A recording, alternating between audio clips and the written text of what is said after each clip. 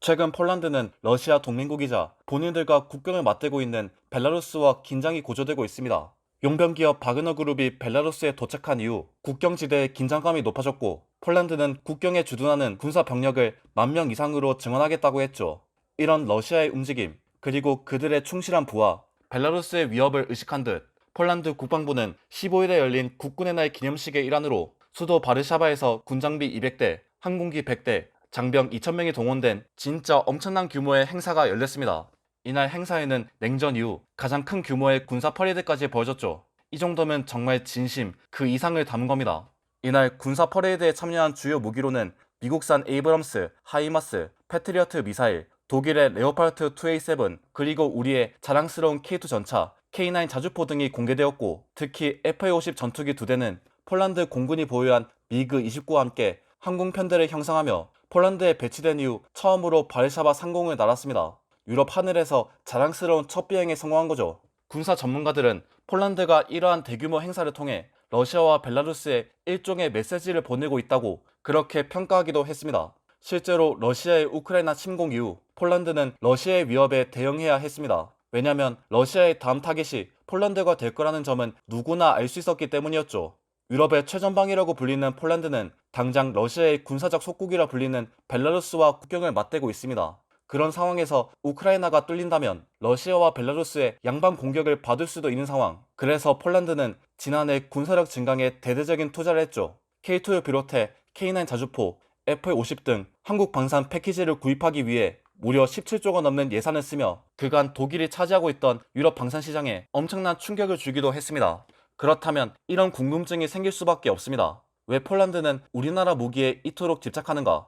왜 우리 K 무기가 폴란드의 희망이 될 수밖에 없었나? 폴란드의 군사언론 CEO는 이런 질문에 대답하는 기사를 썼습니다. 폴란드가 한국의 무기를 사게 된 이유는 폴란드가 우크라이나에게 무기를 이전하기 시작하며 군대의 손실을 보충해야 할 그런 필요성에서 나오게 됐다. 물론 미국이 폴란드의 주요 무기 공급국이라는 건 여전한 사실이다. 우리는 그들에게서 에이브람스 전차, 패트리어트 미사일, 무인 전투기, F-35를 산다. 그리고 하이마스 같은 대규모 무기 구매를 하기도 한다. 하지만 한국은 우크라이나 전쟁 이후 새롭게 등장한 공급국이다. 한국 방산 사업의 역량이 워낙 위대해서 계약한 무기를 신속하게 납품할 수 있기 때문이다. 우린 무엇을 샀는가? 하이마스와 동등한 성능을 가진 천무를 구입했고, 기존의 전차인 T-72, PT-91을 대체할 K2 전차를 대규모로 구입했다. 결국 지금 폴란드는 우크라이나로 대량의 장비를 이전했고, 그 부재를 보완하기 위해 한국에서 무기를 사기로 결정한 것이다. 그렇다면 왜 폴란드는 한국에서 무기를 살 수밖에 없었나? 한국을 선택한 이유는 두 가지다.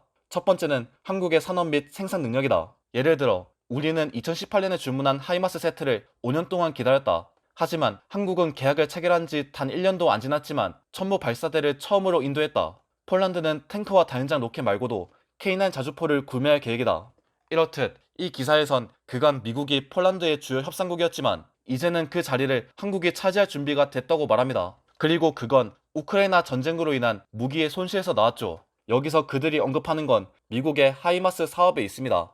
2018년에 처음 이야기가 나왔던 폴란드의 하이마스 도입은 5년 뒤인 올해 5월이 되어서야 도입됐습니다. 물론 도입이 되긴 했지만 냉정하게 보면 많이 늦은 거죠. 하지만 같은 다연장 로켓인 우리의 천무는 계약한 지 1년도 안 됐지만 벌써 폴란드에 도착했습니다. 이걸 폴란드가 주목하고 있는 거죠. 미국 같은 대형 방산 국가에선 5년이 걸릴 배송을 우리나라에선 단 1년도 걸리지 않았다는 거니까요. 가성비에서도 성능에서도 그리고 납기에서도 모든 면에서 우리나라가 폴란드에게 이득이었던 거죠. 그리고 이 기사에선 이런 장점을 다시 한번 언급하며 폴란드에게 있어 한국과의 거래가 결국 이득이 될 거라고 말합니다. 다만 이 계획에는 의문이 있다. K9은 지금 폴란드가 굴리는 크랩과 비슷한 성능인데 그렇다면 왜 크랩 대신 K9을 사냐는 것이다. 우리가 준비하고 있는 잠재적 충돌에서 K9의 전투 가치가 거의 없을 수도 있다. 그렇다면 왜 우리는 한국에서 무기를 사야만 했을까? 적어도 이론상으로는 이러한 구매의 목적에서 한국과 잘 지내는 것이 더 쉬울 것이기 때문이다.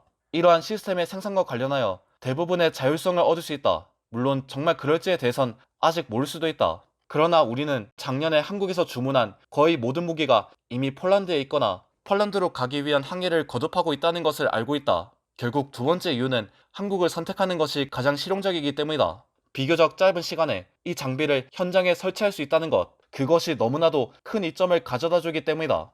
이 기사에서 나온 것처럼 폴란드는 한국의 무기를 구입함으로 인해 전략적인 이점을 가지게 됐습니다. 당장 납기가 빠른 건 둘째치고 믿을 만한 파트너를 얻은 게 제일 크죠. 그리고 그런 파트너에 대한 자부심을 이번 군사 퍼레이드에서도 보여준 게 아닐까 싶습니다. 그런 의미에서 올해 봄에 있었던 K2 실사격 훈련을 폴란드의 두다 대통령과 부하슈차크 국방장관이 직접 참관한 것이 아주 많은 화제가 되기도 했죠. 이 훈련에서 우리의 자랑스러운 K2가 폴란드에서 처음으로 실사격 훈련을 가졌습니다. 폴란드군은 4대의 K2 전차를 투입하며 최대 2.7km 떨어진 관역을 준비했고 우리 K2는 이 관역들에 대부분 명중하는 결과를 가져왔죠. 그래서 두다 대통령의 박수까지 이끌어냈습니다.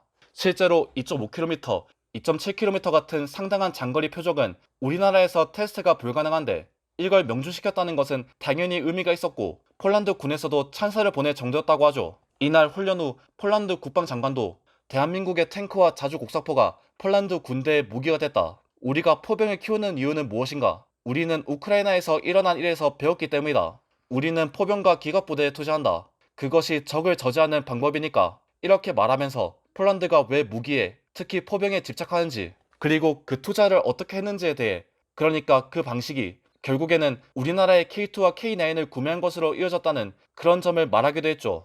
이러한 결과물이 15일에 있었던 군사 퍼레이드에서도 나타난 거고요. 그간 폴란드의 무기 파트너였던 미국과 독일, 그 사이에 우리 K 무기가 메인 카드로 끼게 된 것, 그 자체가 그 미국과 독일이 무기 시장에서 가지는 위치를 생각해보면 정말 엄청난 평가라고 볼 수 있죠.